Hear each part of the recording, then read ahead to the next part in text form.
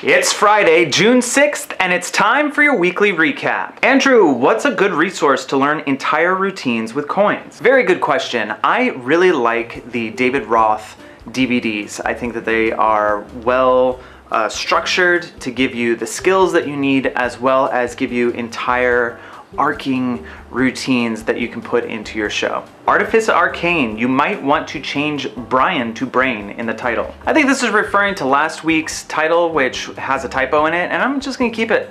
So thanks for letting me know, but I'm gonna keep it. Father's Day is coming up. Here's a cool trick that you can do for dad. You take a dollar bill like this one, fold it in half, fold it in half again, fold it in half one more time. There we go. Okay, $1 bill. Check this out. If I go like this and give it a little rub, it changes into a little origami shirt with a tie, just like dad wears. Huh? In the brand new Geeky Times for this month, there is instructions on how to fold that shirt that you just saw. It also comes with a link to a video instruction on how you can fold the shirt. So if you don't do well with the hand-drawn stuff, then you can go ahead and watch the video as well. Really good Geeky Times this month, lots of information. Definitely want to check this out. One comes free with every order that leaves Magic Geek, so place an order at magicgeek.com today, and hurry because Father's Day is just like right around the corner. Place your order, get a Geeky Times, be happy. Magic beyond realism. In my country, there are absolutely no coin shells or gaff coins on the market, and I find it very frustrating for coin magic. Is there a way I can make a gaff coin like a shell? Unless you have a really extensive machine shop, you're probably not going to be able to make shells or gaffed coins of any kind. However, if you use like American coins and then have a story about how you got those coins, if someone gave them to you, if you travel to that country, if you have a coin collection, that kind of story can really justify using a different currency, and as long as you're able to switch them out or have them handled by the spectator, there won't be any suspicion behind them. Constantine, hey Chris, what should I do if someone wants me to do a magic trick twice, but I feel like he/she is going to understand how it's done? Thanks. Smiley face with a nose. Big smiley face with a nose. I've sort of touched on this in past weekly recaps. Your magic is yours. It's yours. You decide if you're going to do a trick again, if you're not going to do a trick again. You need to treat the magic like it's yours, and also treat it like it's a gift that you're giving to people.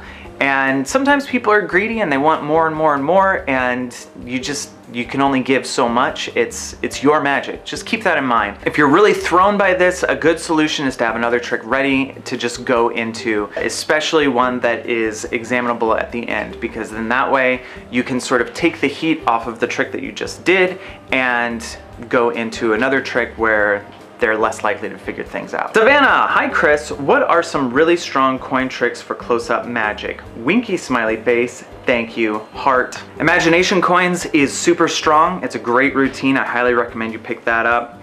Lethal Tender is fantastic. Sleights and tricks. Where can you get cheap or relatively cheap coin gaffs such as flippers, etc.? Thanks. I have purchased and played with in the past coin gimmicks that were super cheap, coins that were made out of like aluminum, things to bring the cost down. And I have to say that that is something that you just shouldn't skimp out on. And the reason for that is those gimmicks take so much heat, and people are so used to those objects that if they look funny in any way or sound funny in any way, people tend to catch on to it. So you're actually making it harder for yourself to buy a coin gimmick that's not manufactured in a really, really good way. Today I want to talk to you guys about the Ultimate Self-Working Card Tricks DVD Volume 3. This DVD is full of really, really good, easy, no slights, card magic. What I love about this DVD series on the whole is that they have a really wide variety of tricks in them. It's not just like you pick a card and I count a bunch of things and then there's numbers and I found your card. There are tricks that have really extensive deck setups, and then there are tricks that are completely impromptu. The deck can be shuffled and borrowed and it's still an amazing trick. There's visual stuff in here. There's just a lot going on in here that requires no sleight of hand, super easy to learn, and as soon as you watch it, you can be performing it, like right then and there. Super easy. I highly recommend you check out Volume 3, check out Volume 2 and Volume 1 while you're at it, because the entire series is fantastic. You can check it out at magicgeek.com. Magic of a Mazer, been a magician for 25 years, dabbled in every form of magic except coin tricks. I have several books and DVDs on coin magic. Nothing really jumps out at me. Anything you would suggest? There are a few routines that I would suggest. I would look into matrix or shadow coin magic, and also look into spellbound magic.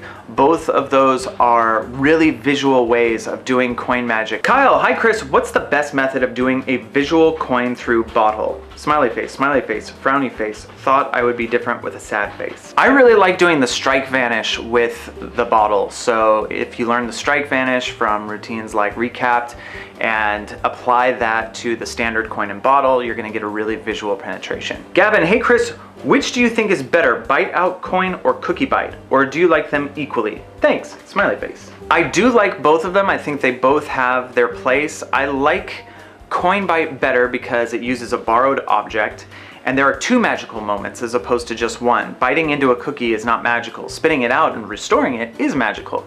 But with the coin, as soon as you bite the coin, you're already doing something magical. No one can bite through a coin, and then you spit it back out and restore it, and then you hand the coin back out for examination. I think that's stronger. Today we are giving away Collision Volume 1 and Collision Volume 2. These are really visual, sort of organic magic ideas from Ravi Mayar, or Meyer, I'm not quite sure how you say his last name. If you use the coupon code RAVI, R-A-V-I, all lowercase, at Magic Geek, you're gonna get 5% off your order, and your name's gonna go into the running for the double DVD set. Tons of magic in here. It's not just like a one-trick pony. It's just full of magic, visual, cool magic. Things using like Tic Tacs and lighters and just things you would find around the house or in a store. Very, very cool stuff. I highly recommend you enter this competition because first off, you're gonna get 5% off, and then if you win this, you're gonna be super stoked.